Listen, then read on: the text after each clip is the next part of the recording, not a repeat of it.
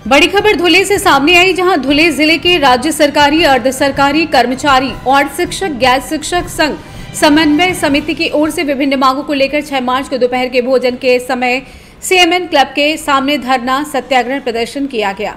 आपको बता दें कि इस विरोध प्रदर्शन में राज्य सरकारी कर्मचारी संघ के शिक्षक और गैर शिक्षक कर्मचारियों के विभिन्न संगठन शामिल हुए।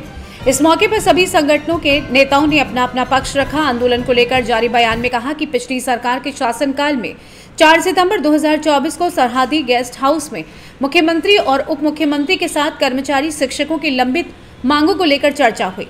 इसके बाद पिछले और वर्तमान सरकार के बीच 6 महीने का कार्यकाल पूरा हो चुका है, लेकिन मांग पत्र भी एक भी मांग अभी तक ठोस रूप से पूरी नहीं की गई है। इस संबंध में प्रदेश भर के कर्मचारियों की भावनाएं प्रबल हैं। इन लंबे समय से लंबित मांगों पर सरकार का ध्यान आकर्षित करने के लिए राज्य भर के सभी कर्मचारी शिक्षक कलेक्टर कार्यालय के सामने विरोध प्रदर्शन कर रहे हैं। 6 मार्च 2025 को सुबह के सत्र में धुले में जीरा क्लब के सामने 2 घंटे का धरना सत्याग्रह विरोध प्रदर्शन का निर्णय लिया गया।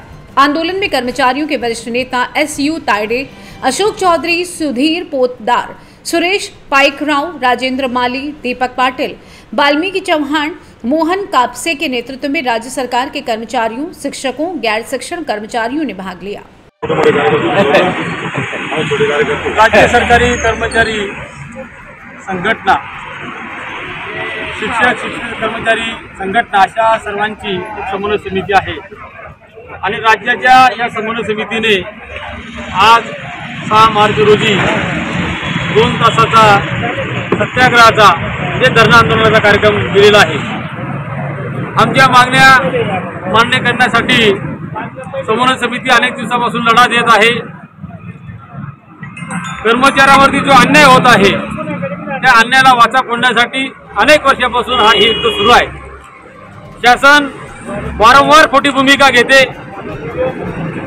आश्वासन देते, वेळ निभून देते आणि आपल्या मागण्या पूर्ण करण्यासाठी कुठल्याही प्रकारची कारवाई करत नाही। म्हणून या शासनाला जाग यावी, आपण दिलेला शब्द त्यांनी पाळला पाहिजे। त्यांना जाग येण्यासाठी, या शासनाला कळण्यासाठी आणि आमचे जे काही मागण्या आहेत या त्यांच्यापर्यंत पोहोचवण्यासाठी आजचा हा धरणा कार्यक्रम आयोजित केलेला आहे।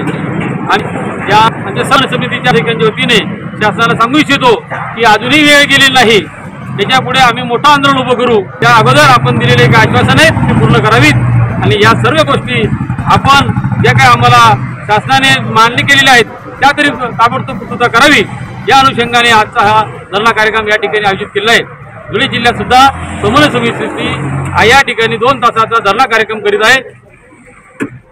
आम्ही सर्वच राज्य सरकारी कर्मचारी संघटना, शिक्षक संघटना, सर्व प्रकारच्या ज्या काही संघटना समन्वय समितीमध्ये आहेत ते या ठिकाणी उपस्थित आहेत आणि त्याच्या वतीने आम्ही शासनाला सांगू इच्छितो की आता तरी तुम्ही जागे व्हा आणि आमच्या मागण्या मान्य करा। धन्यवाद।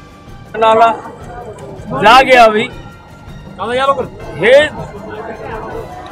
झोपेचं सोंग घेतलेलं सरकार, झोपेचं सोंग घेतलेल्या सरकारला आर जरी टोचली पुराण्याची त्या आरीने देखील त्यांना जाग येणार नाही। एवढं हे निद्रित अवस्थेत म्हणजे सोंग घेतलेलं सरकार, याला जागे करण्यासाठी ज्या काही नवीन पेन्शन योजना म्हणजे जुनी पेन्शन योजना चालू करावी, नवीन पेन्शन योजना बंद करावी, हे संपूर्णपणे आश्वासन देऊन JR मध्ये परिपत्रक काढले, पण त्याचं अंमलबजावणी केव्हा होणार आहे? या अंमलबजावणीसाठी अंमलबजावणी लवकरात लवकर व्हावी। 18 महिन्याचा महागाई भत्ता मिळावा। शैक्षणिक धोरण गेल्या 4-5 वर्षापूर्वी येणाऱ्या 5 वर्षामध्ये या महाराष्ट्र राज्यामध्ये जे ग्रामीण भागात सिनियर कॉलेजेस आहेत, ज्युनियर कॉलेजेस आहेत, ते बंद पडण्याच्या मार्गावर आलेले आहेत। जर ते बंद पडले तर ग्रामीण भागातल्या विद्यार्थ्यांना शिक्षण कोण कसं देणार याचा देखील त्यांना जाब विचारला पाहिजे आहे।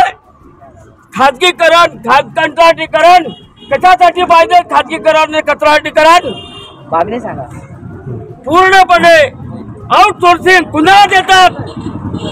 त्या दगडूशेठ गणपती हलवाईचा गणपती त्याला तुम्ही आउटसोर्स देतात.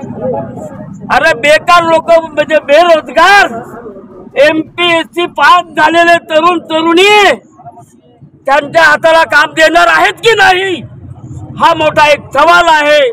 आणि यासाठी लवकरात लवकर शासनाने जर आमच्या मागण्या मान्य नाही केल्या तर यापुढे तीव्र आंदोलन होईल, याची त्यांनी नोंद घ्यावी.